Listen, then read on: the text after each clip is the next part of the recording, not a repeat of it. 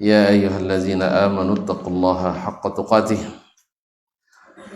ولا تموتن إلا وأنتم مسلمون يا أيها الناس اتقوا ربكم الذي خلقكم من نفس واحدة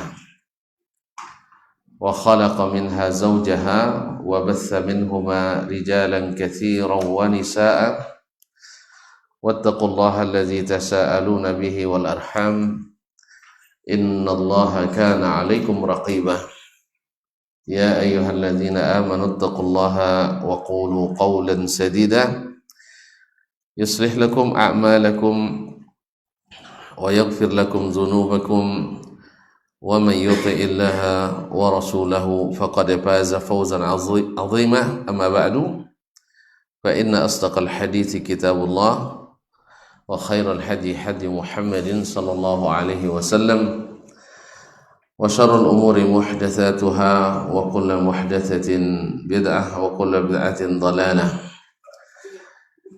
Bapak dan ibu-ibu, saudara-saudara dan saudari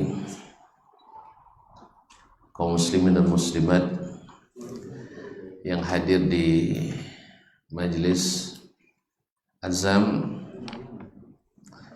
ataupun yang menyaksikan melalui media dimanapun berada, bersyukur kita kepada Allah pada kesempatan ini kita diizinkan untuk sama-sama berada di majelis mengaji.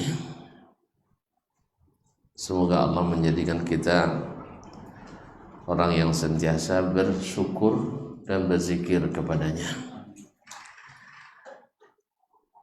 Diberikannya kita nikmat, alhamdulillah kita gunakan mudah-mudahan untuk berbuat taat, termasuk zikir atau hadir di majelis ilmu yang merupakan sebaik-baik majelis zikir. Selanjutnya selawat dan salam kepada baginda Nabi alaihi salatu wassalam, kepada anak keluarganya, para sahabat, para tabi'in, dan siapapun yang mengikuti mereka dengan baik sampai hari kiamat. Kaum muslimin, masih bersama al-usul allati bana 'alaiha as'alul hadis da'watahum ila Allah tabaraka wa ta'ala. Masuk al-aslu al-thani, landasan kedua, yaitu talabu al-ilmi. Sudah pertemuan yang sebelumnya sudah kita kaji bersama tentang apa yang dimaksud dengan talabul ilmi, yaitu menuntut ilmu, apabila diitlaqkan, apabila disebut secara mutlak, maknanya adalah al-ilmu asy-syar'i, ilmu syar'i yang dengannya kita bisa istiqamah dalam beragama, dan sumber daripadanya adalah Al-Quran dan Sunnah atau wahyu, yang siapa yang mengambil dari keduanya ini, seperti kata Imam Ibnul Qayyim rahimahullah, thabat, pasti kokoh. Dan siapa yang mengambil ilmu dari jarayanihi, dari aliran-alirannya atau dari bantaran-bantarannya, akhazathu amwajul fitan wasyubhat, dia akan terombang-ambing oleh gelombang fitnah dan syubhat, dan ngambilnya di hilir-hilir. Wa malat bil ibarat, dia akan lebih cenderung dengan retorika yang hebat. Wakhtalafat alaihi al-aqwal, akhirnya bingung dia memilih mana di antara pendapat-pendapat. Ya, kalau yang namanya khilaf kan khilaf, tidak ada masalah agama ini kecuali dikhilafkan orang, walaupun asalnya tidak khilaf. Sampai ada seorang syekh, ya, dikenal dengan syekh khilaf gitu. Syekh khilaf. Nah, entah benar atau tidak, tapi entah anekdot saja. Sampai ditanya kepadanya, ya Syekh, halillahu mawjud, Allah ada atau tidak? Fihi qaulan. Itu ada dua pendapat. Nah, ada dua, pokoknya masalahnya khilafiyah juga. Jadi semuanya khilaf. Kemudian sampai-sampai kita yang diharapkan bisa menyelesaikan khilaf hanya menambah bingung orang juga. Pilihlah sendiri. Terus Ustaz, saya tidak pandai milih katanya. Ustaz tidak pandai milih, gimana orang awam nak milih? Gimana nak milih? Nah, kenapa? Karena tidak mau mengambil dari ainnya, dari ainul ilmi.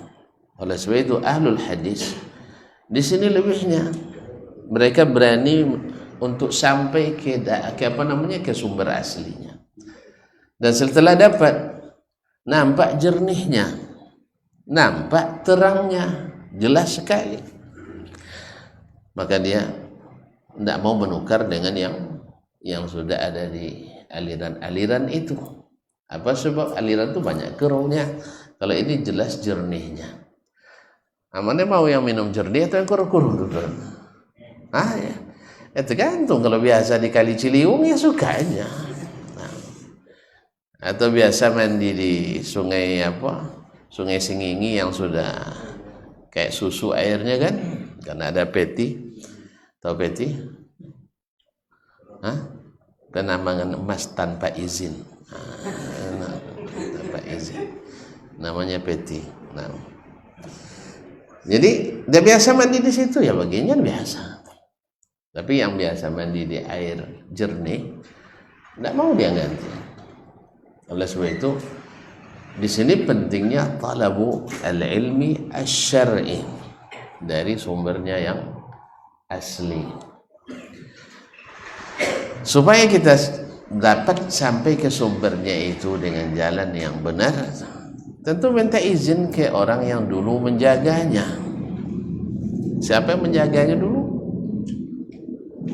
Nabi dan para sahabatnya. Mereka yang jaga itu dulu, sehingga saking hebatnya mereka menjaga, tak satu pun sahabat yang terlibat aliran sesat. Ayo bayangkan, tidak ada generasi dari umat ini yang seluruh personilnya selamat kecuali generasi sahabat. Tidak ada. Tabi'in, ada yang istiqamah mengikut sahabat selamat, tapi ada yang terserempet oleh subuhat, sehingga mereka ada yang terlibat di aliran-aliran yang menyimpang tadi.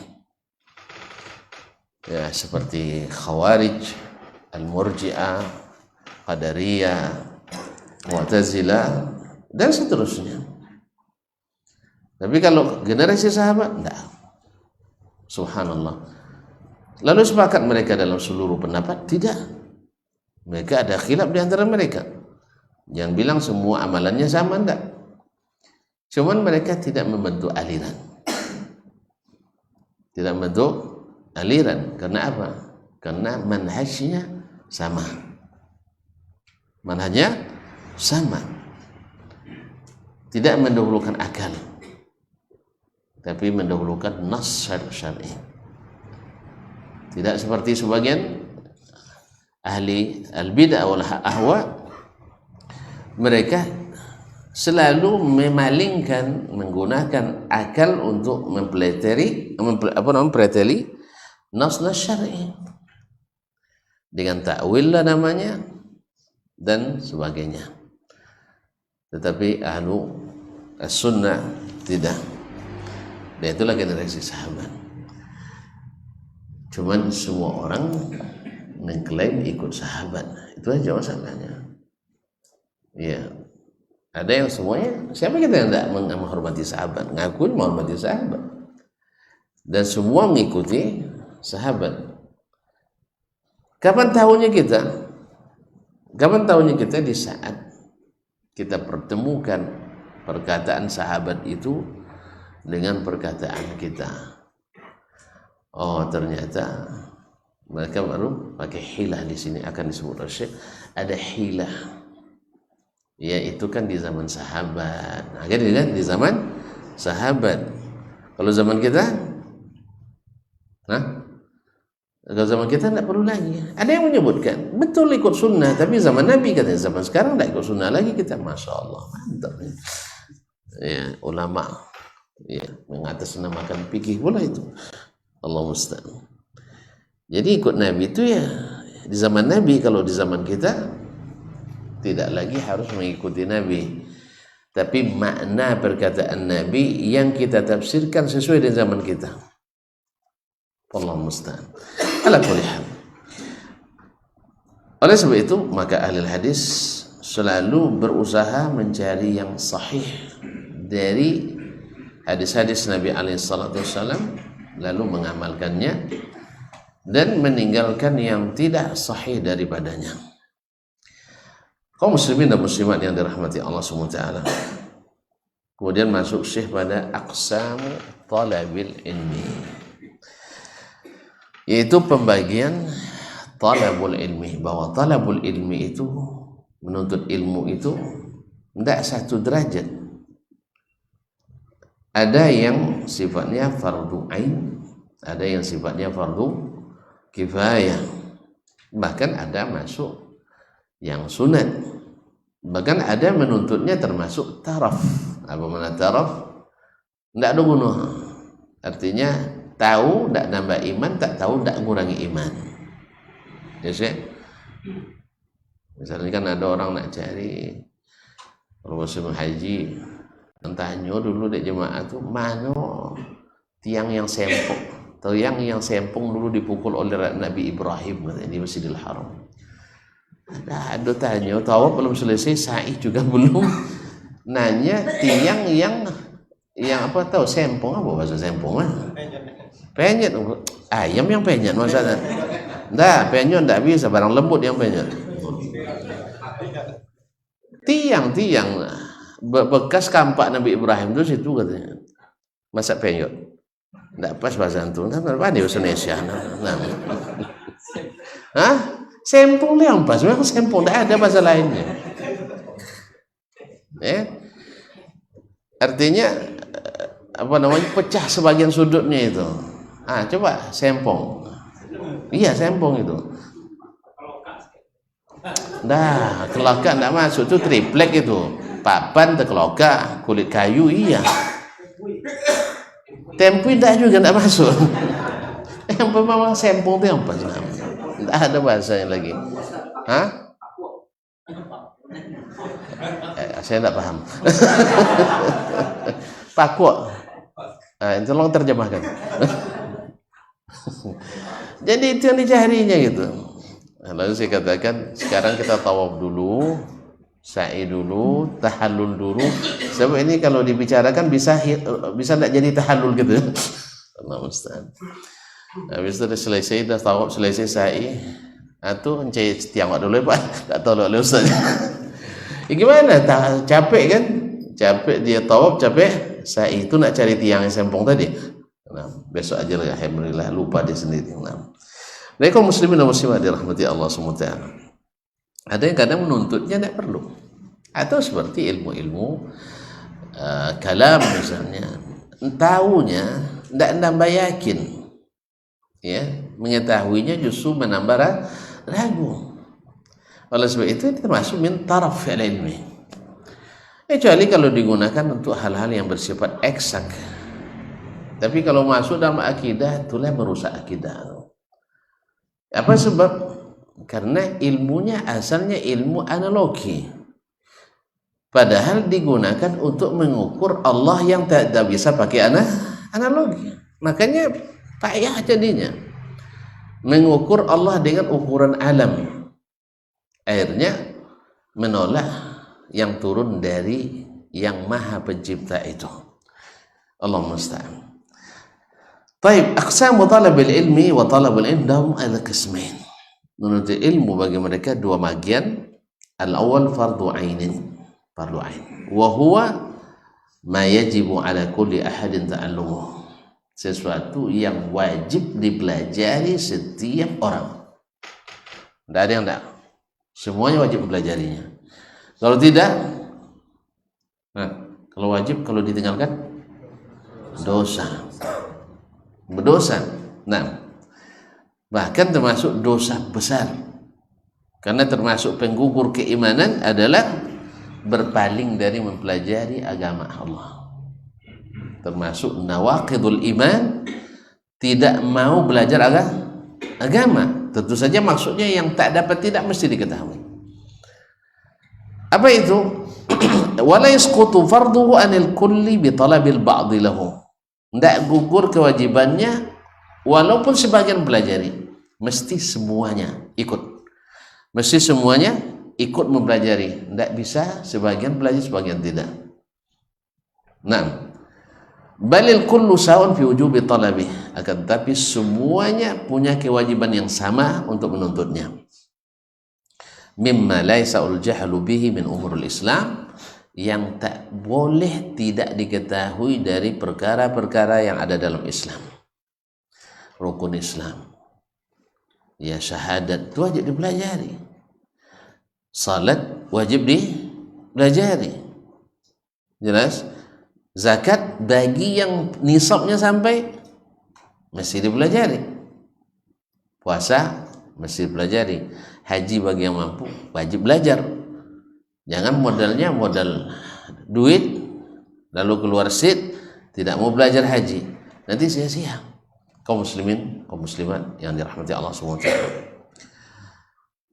Mimma laysa al-jahlu bihi min umur Islam wal ibadat, dan ibadah-ibadah kat-taharati, semisal at-taharah. Karena ibadat ada yang tak sah kecuali dengan taharah. Salat tak sah kalau tidak bersuci. Apa lagi? Salat tak sah kalau tidak suci, atau menyentuh mushaf tak sah kalau tidak bersuci. Ma'asyarul kiram dirahmati Allah. Was-salati, demikian juga tentang salat.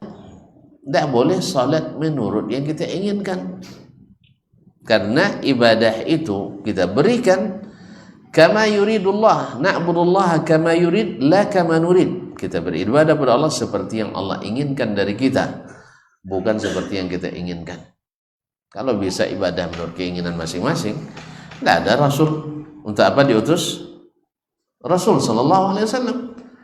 Kalau ibadah menurut keinginan masing-masing, tidak ada perlu diutus Rasulullah sallallahu alaihi wasallam.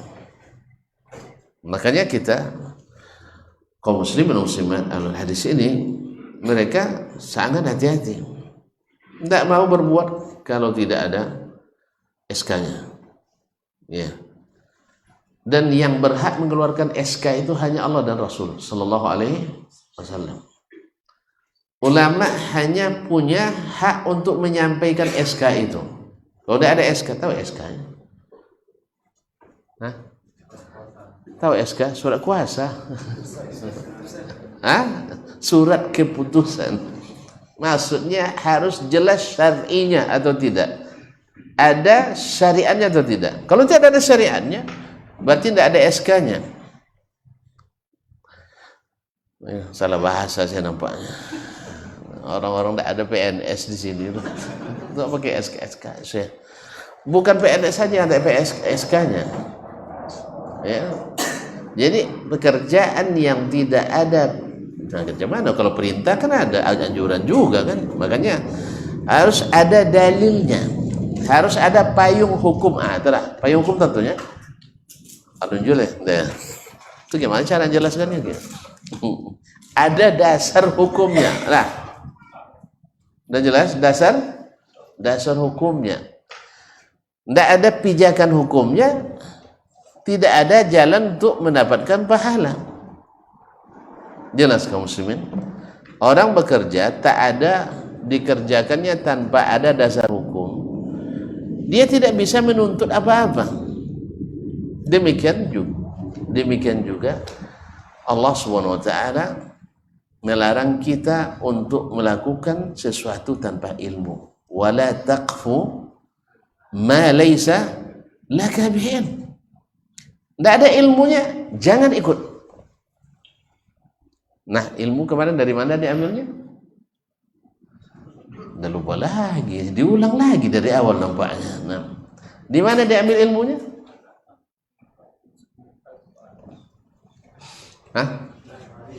Al-Quran dan Al-Quran dan hadis, distamil ilmunya. Kalau tidak ada ilmunya, jangan diikuti.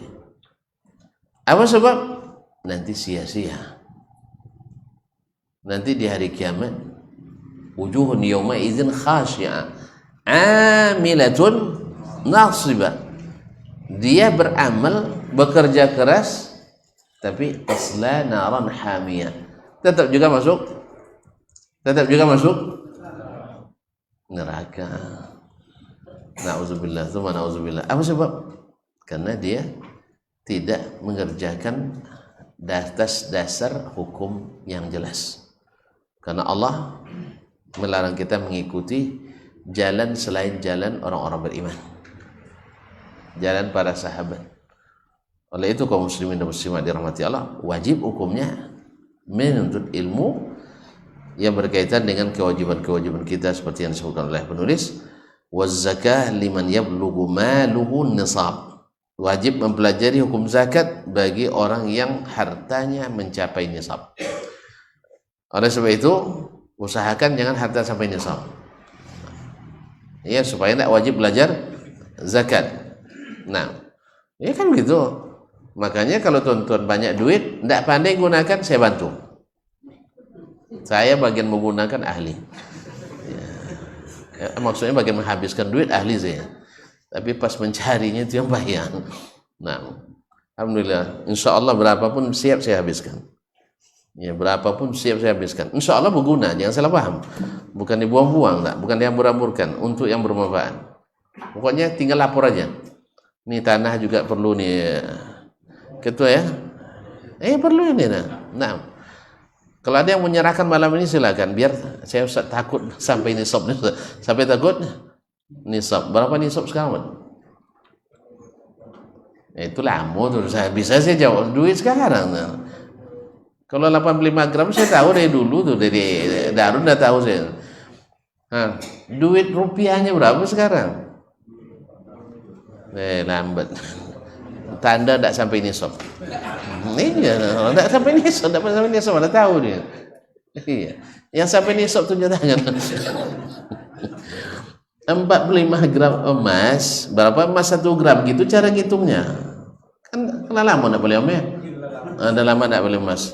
Tapi baru nikah kemarin, baru setahun dah lupa tuh. Awal 20 tahun tidak lupa dah. Cuma harga masa itu. Berapa emas segram itu? Nah tuh nampak aja 860, jadi orang biasa beli emas. 860 kali 8 88 coba 64. Jadi kalau ada duit antum 64 juta lebih lah ya. Ya lebih sekarang. Yang di atasnya serahkan cepat ke Masjid Al-Khairat ini, Azam ini, Masjid Azam ini, biar tidak kena kewajiban belajar zakat. Payah belajar tuh. Belajar zakat tuh payah saya. Menghitung-hitung kita kan. Jadi kalau lebih nanti 60 juta lapor ke karena ketua. Dia lupa pula nama ketuanya. Pak Yalta ya, lapor aja. Kalau malu sama beliau, sama Ustaz. Kalau malu juga minta rekening saya. Tapi buat keterangannya. Kaum muslim dan muslimat. Kalau enggak wajib belajar zakat. Wajib belajar tentang zakat. Itu lumayan juga panjangnya tuh. Jadi untuk mengelakkan kewajiban itu cepat. Jangan sampai hartanya mencapai nisab. Diimpakkan aja semuanya. Jelas? Enggak jelas nampaknya sih. Taib. Wa yahulu alaihi al-haul. Dan memang ribet kadang sampai setahun. Syaitan tuh kerjanya kadang-kadang diganggu. Alun sampai lagi katanya kan? Belum sampai. Wal hajju liman istata'a ilaihi sabila, haji siapa yang sudah sanggup untuk pergi, memiliki bekal dan aman di jalan, punya kendaraan, maka mesti belajar haji. Belajar haji. Jangan nanti dikerjakan menurut yang kita inginkan. Lupa apa yang Allah inginkan. Na'budullaha kama yurid la kama nurid. Kita beribadah kepada Allah seperti yang Allah inginkan, bukan seperti yang kita inginkan. Ma'asyarul kiram dirahmati Allah SWT. Wal qadru fi dzalika yakhtalifu bi ikhtilafi halil mar. Ukurannya dalam masalah itu enggak sama dari satu orang ke yang lain. Taib, faminhum man yajibu alaihi ta'allum fiqh az-zakah li bulughi mali nisab. Di antara mereka ada yang wajib mempelajari fikih zakat bila hartanya mencapai nisab. Jadi kayaknya kalau saya tidak wajib belajar fikih zakat, karena harta saya jarang sampai nisab. Dan mulai nak sampai, tidak boleh sampai setahun, tidak sampai haul. Kadang semalamnya naik grafiknya dikit kan, mencapai segitu, semalam turun terjun udah basah. Jadi alhamdulillah tidak kena kewajiban belajar fikih zakat. Kalau bukan karena harus ngajar, saya tidak baca lagi fikih zakat nampak. Tapi karena harus ngajar kadang di kampus susah deh. Jadi itu asal dipelajari juga. Sebenarnya saya zona aman, zona aman. Nah, ma'asyarul kiram dirahmati Allah. Yang tak zona aman tadi saya sudah pesankan itu. Ya, datang ke Azam nih, ada nomor rekening sudah ada. Dulu ada kan ada buat. Oh ini ya, pakai barcode pun bisa. Nah, saya tidak pandai main barcode. Ya, Allah, subhanallah. Kaum muslimin dan muslimat dirahmati Allah. Wa minhum la yajib alaihi zalik. Ada yang tidak sampai nisabnya, tidak wajib belajarinya li adami bulughil mali nisab, karena hartanya tidak sampai nisab.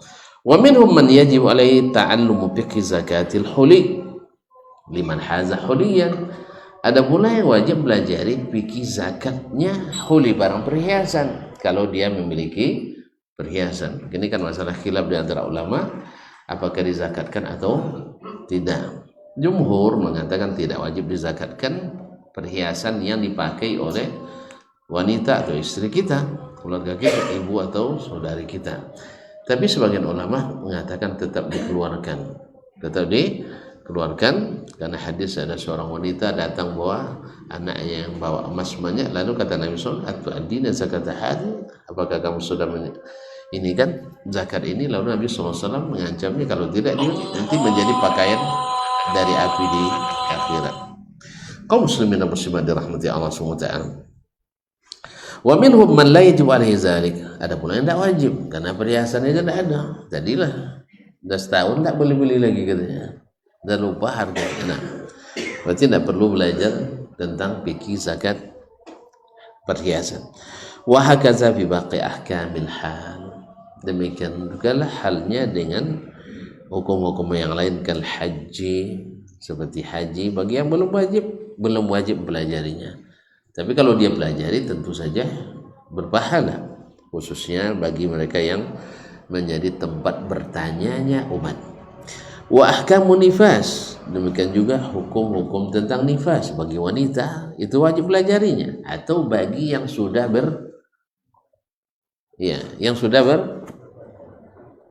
menikah, yang sudah punya istri wanita, mesti juga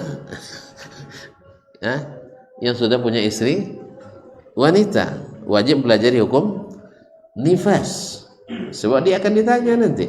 Nah, wa ahkamin nikah, demikian juga hukum-hukum tentang nikah, wa ahkamil muamalat wa ghairiha, dan hukum-hukum muamalat dan selainnya. Jadi hukum-hukum ini bila kita sedang terlibat di dalamnya wajib belajari hukumnya. Kalau tidak wajib. Tapi ada hal yang semua orang kena kewajiban itu, bukan berdasarkan keadaan tertentu, maka dia wajib mempelajarinya pada saat itu menjadi fardhu ain, Baik, kita azan dulu, nanti kita lanjutkan selepas azan insyaallah taala.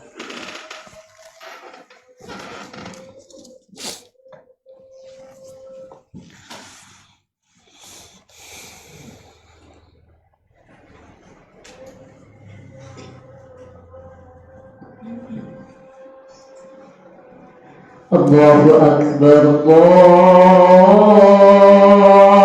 Akbar, Allahu Akbar,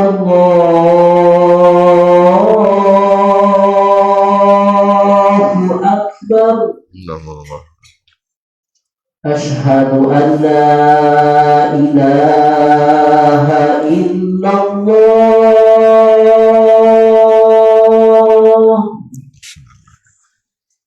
Asyhadu an la ilaha illallah.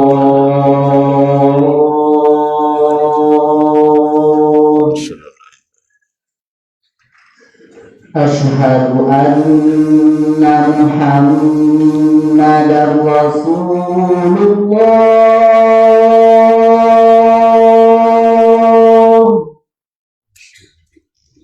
Asyhadu anna Muhammadar Rasulullah.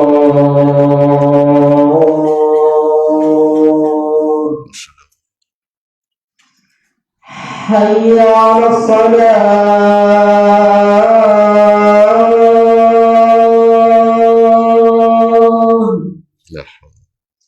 Hayya 'alas salah.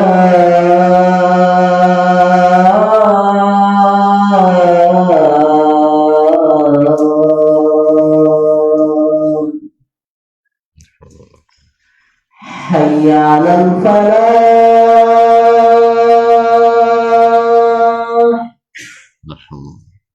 Hayya 'alal falah.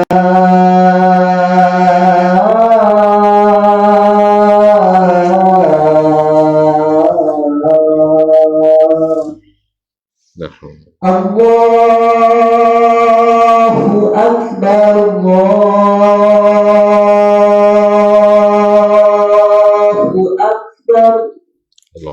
La ilaha illallah.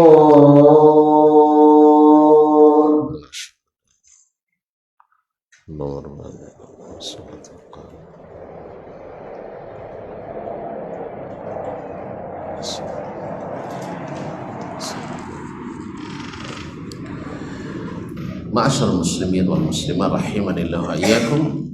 Kemudian watsani fardu kifayah. Yang kedua adalah fardu kifayah. Ya, kita semua tahu makna fardu kifayah. Wa hadzal qism yakfi talabul ba'di law al-kull. Ini kalau sudah dilakukan oleh sebagian, yang lain tidak berkewajiban lagi. Fa in tarakal kullu talabah athibu ala dzalik. Bila semuanya meninggalkan menuntut ilmu tersebut, semuanya berdosa. Wa huwa muta'alliqun bitawassu'i fi ta'allumi ulumi syara', yaitu berkaitan dengan memperluas ilmu dalam ilmu-ilmu syariat seperti mustalah hadis dan ilmu-ilmu hadis, wa tawassu' fi ta'allumil fiqh. Kemudian belajar lebih luas lagi tentang fikih, wa tafsir dan tafsir, wal aqidah, aqidah wal lughah, bahasa, wa nahwiha dan sebagainya. Jadi di setiap tempat itu harus ada. Kalau sempat di suatu daerah, suatu negeri atau satu tempat tinggal tidak ada orang yang mempelajari, semua berdosa.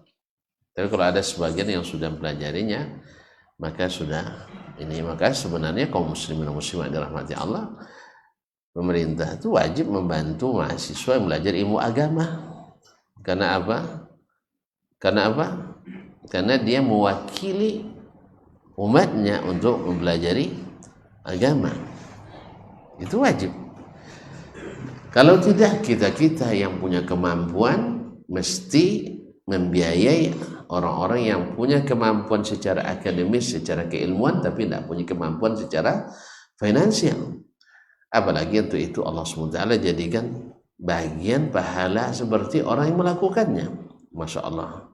Kalau kita tahu hal ini kaum muslimin muslimat, orang yang menyiapkan mujahid fisabilillah, dia seperti orang berjihad. Orang yang menyiapkan talib ilmin fisabilillah, seperti orang yang menuntut ilmu. Orang yang menyiapkan dai untuk berdakwah, seperti orang yang berdakwah. Man dalla ala khairin kafa'ilih. Pada sebab itu banyak peluang-peluang. Sebagian kita ada yang menangkapnya, sebagian kita ada yang membiarkannya berlalu. Ada orang Masya Allah tidak pandai, tidak mampu untuk berdakwah, tetapi dia ingin punya andil dalam dakwah, maka dia siapkan segala hal yang dibutuhkan dalam berdakwah. Ada yang menyiapkan kendaraan, ada yang menyiapkan tempat, bahkan ada yang menyiapkan akomodasi, bahkan konsumsi untuk suatu kegiatan pembelajaran. Subhanallah, semoga Allah SWT perbanyak orang-orang seperti ini sehingga negeri ini semakin diberkahi Allah SWT dengan keberkahan dakwah dan ilmu. Kembali kepada Al-Quran dan Sunnah Nabi Sallallahu Alaihi Wasallam. Taib, kaum muslimin dan muslimat dirahmati Allah. Kemudian menuntut ilmu itu, dia adalah ketaatan. Menuntut ilmu itu adalah keutamaan. Menuntut ilmu itu adalah ladang pahala. Bagaimana tidak? Karena kan dia fardu dia. Apa definisi fardu? Dikerjakan. Hah? Ini udah semulai, enggak semangat lagi. Komat gitu lagi. Tunggulah sekejap lagi karena selesaikan orang baru kita. Nah, tidak kena bersauh nanti apa suaranya kan? Taib, kaum muslimin muslimat. Jadi menuntut ilmu yang namanya wajib dikerjakan pahala. Mana yang lebih besar pahala, wajib atau sunat? Ya wajib. Makanya jangan cari yang wajib, tinggal yang wajib gara-gara yang sunat. Ini banyak pula orang kadang gara-gara kejar yang sunat wajib tinggal, terbalik. Makanya seperti kata diriwayatkan dari sebagian as-salaf, kalau tidak salah dari Al-Hasan Al-Basri, man syaghalahu al-fara'idu 'anil nawafili fahuwa ma'zur wa man syaghalahu al-nawafilu 'anil fara'idi fahuwa maghrur. Ya, siapa yang disibukkan oleh yang sunat lalu tinggal yang wajib atau terkendala yang wajib, ini orang maghrur, orang tertipu ini. Ya, ibaratnya kalau jualan di sini, jualan di sini untungnya 20.000 sehari. Kalau jualan di sana untungnya 2 juta sehari, tetap juga dia bertahan di sini. Apa sebab di sini ramai karena sana sedikitnya. Ramai di sini orang kenyang semua, nggak ada yang nak beli goreng lagi. Di sana sedikit memang, tapi yang lewat, setiap yang lewat orang lapar gitu. Jadi mereka beli, jelas ya. Nah, oleh sebab itu orang sibuk mengejar yang sunat, lalu yang wajib tinggal. Berarti dia melalaikan, tertipu. Apa sebab? Yang untung besar dia tinggalkan, yang untung kecil dia kejar. Kan ada loh, Masya Allah, ya, tidak tidur semalam salawatan, tapi salatan tidak diikuti. Ya, salawatin sebenarnya, salah baca sebenarnya, bukan salawat. Tidak ada salawatan dalam bahasa Arab, yang ada salawatin. Nah, itu. Ya sih. Nah, tahlil. Jadi salawatin bukan salawatan. Jadi harusnya salat didahulukan baru salawat. Ini enggak. Ada pula yang mengatakan salawat itu lebih afdal daripada salat. Inna lillahi wa inna ilaihi raji'un. Alasannya apa? Karena salawat itu bagian daripada salat katanya. Karena salawat itu bagian dari salat. Kalau dia bagian daripadanya, masa sebagian lebih afdal daripada seluruhnya? Allah musta'an. Pemahaman itulah, kalau pemahaman tidak berdasarkan ilmu, itu masalah. Hanya berdasarkan pikiran. orang selalu tertipu oleh cerdasnya orang. Ya, kecerdasan yang tidak berdasarkan ilmu. Walaupun punya ilmu tapi tidak diikutinya ilmu. Sebab kalau diikuti ilmu, tidak mungkin mengatakan sebagian lebih banyak dari afdal pada dari seluruhnya. Allah musta'an. Jadi kaum muslimin dan muslimat, selawat semalaman, isya tidak ikut salat, subuh juga telat. Nasallahu. Itu pun kalau salat. Gimana semalam tidak tidur menjelang subuh setengah jam pulang ke rumah, ngantuk tidak ya? Hah? Iya loh. Awak tidak sampai ke rumah kan? Saya tidak sampai. Nampak? Yalah dapat itu saksi. Kalau saya tidak sempat nengok ke rumah. Yang jelas pas isya tidak ada, pas subuh dah hilang pulang. Jadi entah kenapa saya tak tahu. Salat isya tidak ada di masjid. Maksudnya di masjid ya, di rumah saya tidak tahu. Nah, habis itu lepas orang salat isya datang ke masjid. Masya Allah, ramai juga, lumayan. Besok nanti sebelum subuh pulang ke rumah. Pas subuh gak ada lagi. Lebih banyak yang salawatan daripada yang salat subuh itu. Jadi yang salawatan bisa mencapai 3 sab, yang salatan hanya 1 sab atau 1 sab setengah. Allah musta'an. Gimana dia ada capek ngejar yang tidak sunat, yang tidak sunat. Nah, ya tidak sunat. Nah, mengejar yang tidak sunat lalu meninggalkan yang wajib. Ini kata Al-Hasan maghrur, orang tertipu. Nah, wa man shaghalahu al-fara'id 'an an-nawafil fa huwa ma'zur. Tapi kalau orang yang gara-gara mengerjakan yang wajib ya, lalu tertinggal yang sunat, ini sebenarnya ma'zur, ada uzurnya. Artinya tidak masalah. Jadi kalau andainya harus milih mana yang ditinggalkan, tinggalkan yang sunat. Tapi kalau yang sebaiknya semuanya dilaksanakan dan didirikan. Inilah yang akan jadi wali itu nanti. Iya, wali itu bukan meninggalkan yang wajib dengan yang sunat, tidak. Yang wali itu adalah yang mendekatkan diri dengan mengerjakan yang wajib, lalu dirutinkan ditambah dengan yang sunat-sunat. Inilah wali itu, bukan yang gila-gila. Kalian tetap baru jadi wali harus gila dulu ya, betul payah-payah betul syaratnya sendiri. Iya, kalau di zaman Nabi itu jadi wali itu mudah.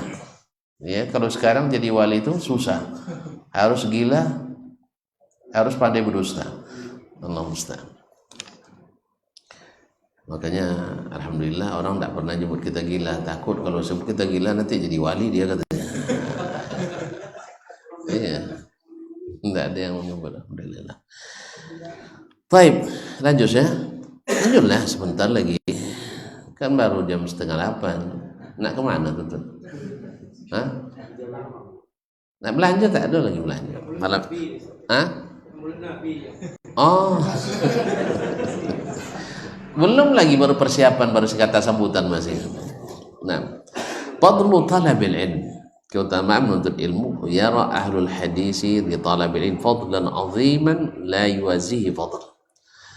Ahli hadis melihat bahwa menuntut ilmu itu keutamaan yang tak bisa ditandingi oleh keutamaan apapun. Iz alaihi al-i'timad fil ibadat wal i'tiqadat wal muamalat.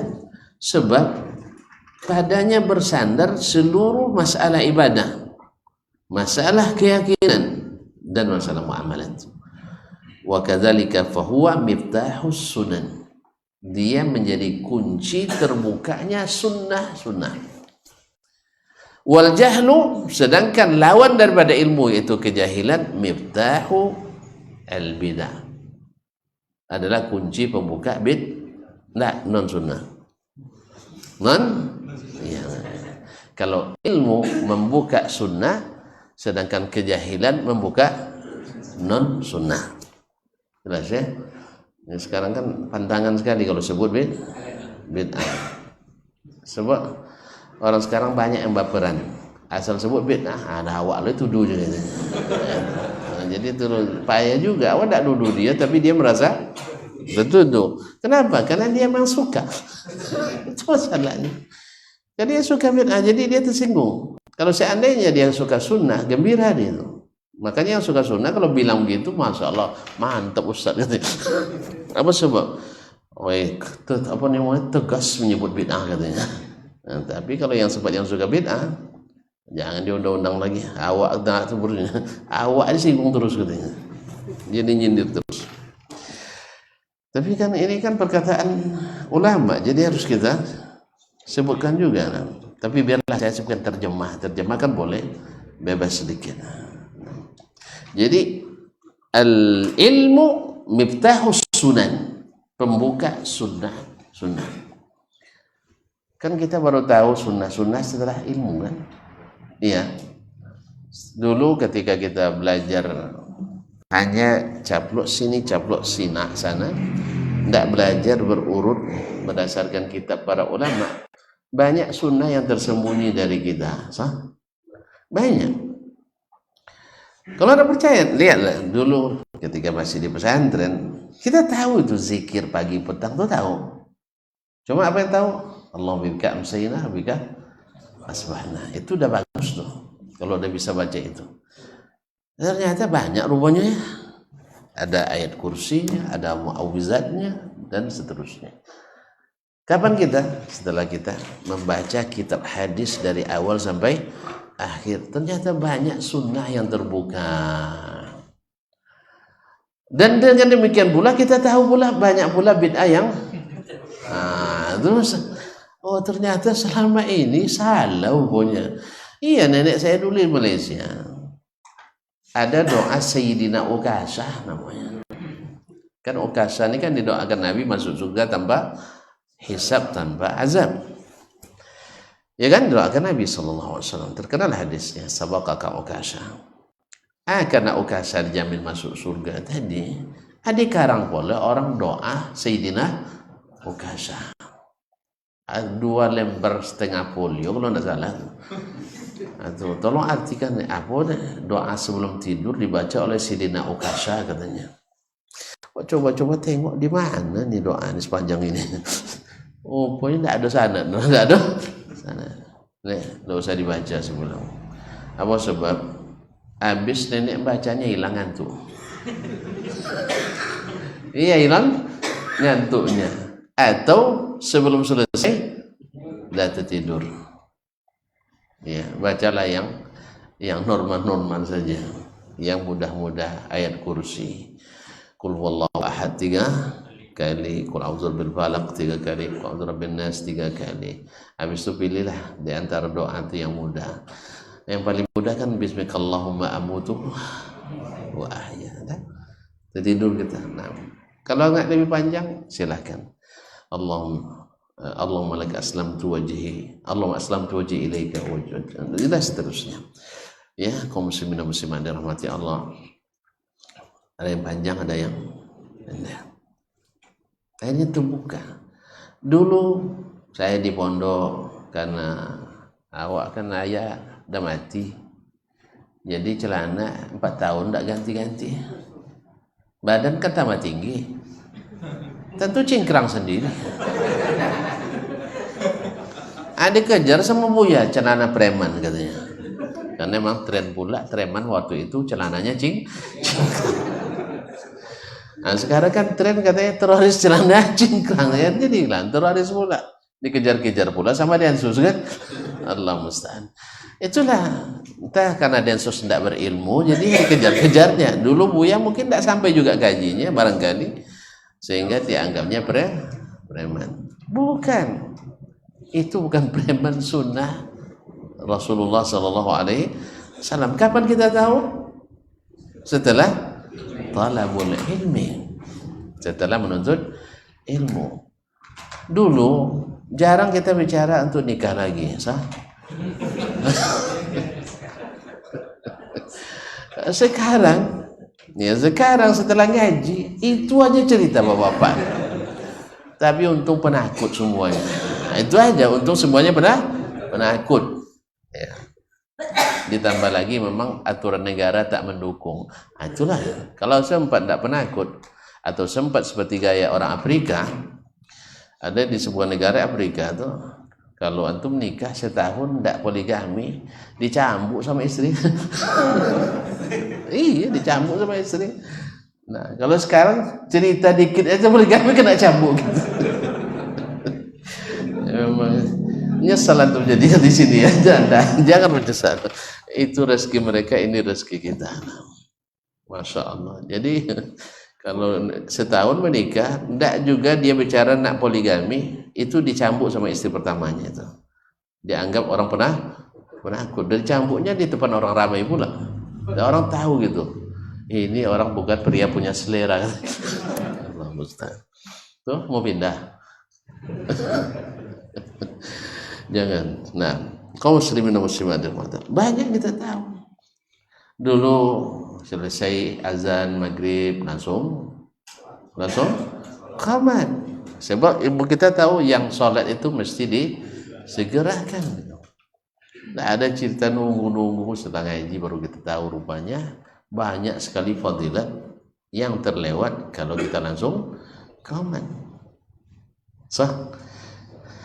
Dulu mengaji seperti ini hanya sampai azan isya. Kadang tak sampai azan pun dah selesai, ustaznya pulang. Ada sebagian ustaznya pulang sholat di rumah dia. Iya memang dulu gitu. Nah, kalau sempat saya masih gaya dulu, sebelum isya tadi saya dah pulang. Assalamualaikum. Ya, mana ustaz? Saya sholat di rumah aja. Loh, kenapa? Mazhab saya Syafi'i. Kan sholat berjamaah cuma sunat. Nah, ternyata imam kita Syafi'i rahimahullah ya berdarah-darah wasirnya sholat jemaah tak ditinggalkannya. Ini yang menjadi subhanallah. Kalau tahu Imam Syafi'i kita meringan-ringankan kayak begini mungkin dicabut fatwanya sama beliau. Jelas ya? Jadi Imam Syafi'i yang mengatakan sholat jemaah itu sunat muakkad bagi personalnya dan fardu kifayah bagi kolektifnya. Ma'asyar kiram, kalau dilihatnya kita hari ini menyanyiakan salat berjamaah khususnya di kalangan orang-orang yang dianggap berilmu, wallahu alam mungkin ya beliau akan merubah fatwanya bahaya orang Indonesia ini katanya. Gara pakai nama saya meninggalkan salat ya, enggak pakai nama Imam Syafi'i sengaja meninggalkan salat berjamaah. Nah, pada Imam Syafi'i maksudnya untuk meringankan umat, bukan untuk menyia-nyiakan salat. Ternyata dipakai orang untuk melambat-lambatkan salat. Allah musta'an. Jadi kaum muslimin banyak fatwa ulama yang dijadikan jembatan untuk sesuatu yang kalau mereka lihat mereka tidak izinkan. Misalnya Ibnu Battal Al-Maliki misalnya, dia berfatwa bahwa menyalami saudara selesai salam salat fardu itu boleh, tapi dijadikan orang dalil untuk salaman setelah doa bersama. Dekat pula dengan salawatinnya. Jadi padahal imam bukan itu yang dia maksudkan. Wallahu musta'an. Tapi kayaknya tidak jadi kita sambung. Khawatir tuan-tuan saya tengok. Nah, yang jelas bahwa menuntut ilmu membuka pintu-pintu sunnah dan juga membongkar yang non sunnah. Oleh sebab itu mohon maaf saja, memang semakin menyebar sunnah otomatis yang non sunnah itu ya akan merasa terusik, itu biasa. Nah, biasa. Tapi sebenarnya sebelum merasakan atau mendapatkan sensasi rasa, jelas ya. Jadi biasa orang merasa terusik karena dia belum mendapatkan sensasi rasa dari sunnah itu. Kalau udah dapat indahnya sunnah itu, tidak enak lagi berbuat non sunnah itu. Cuman mencapai itu tuh yang susah. Ya, sampai ke situ loh. Seperti seperti kepompong yang tidak sabar Kan kepompong itu kalau lahirnya kan susah tuh. Tahu ya, limpape. Tahu limpape? Enggak tahu. Apa maksud kita limpape? Kupu-kupu. Iya, ke kampung itu pernah dibantu oleh ahli, dibantu karena kan sulit keluarnya tuh, payah keluarnya. Dibantu digunting, mati dia. Dia tidak boleh dibantu. Tapi kalau sampai pada saat dia menikmati selesai klimaknya itu, orang akan merasakan indahnya mengikuti sunnah Nabi Sallallahu Alaihi Wasallam. Oleh sebab itu, siapa yang sudah merasa tak akan mau lagi meninggalkannya, insya Allah Taala. Tapi kalau masih setengah-setengah, itulah takut-takut basah dia, dingin katanya. Dingin atau panas. Oleh sebab itu, ketika antum merasakan itu masih setengah-setengah, maka tahan nafas. Insya Allah setelah itu kita akan merasakan leganya, insya Allah Taala. Jadi dengan demikian tahu kita betapa ilmu itu sangat-sangat penting untuk dituntut dan dipelajari. Wallahu ta'ala alam. Wa sallallahu ala nabiyyina Muhammad sallam. Insyaallah kita sambung pada pertemuan di 2 pekan ke depan dengan izin Allah tabaraka taala. Baik, kita tutup saja nih. Subhanakallah bihamdik asyhadu an la ilaha illa anta astaghfiruka wa atubu ilaik. Mohon maaf dan terima kasih. Wassalamualaikum warahmatullahi wabarakatuh.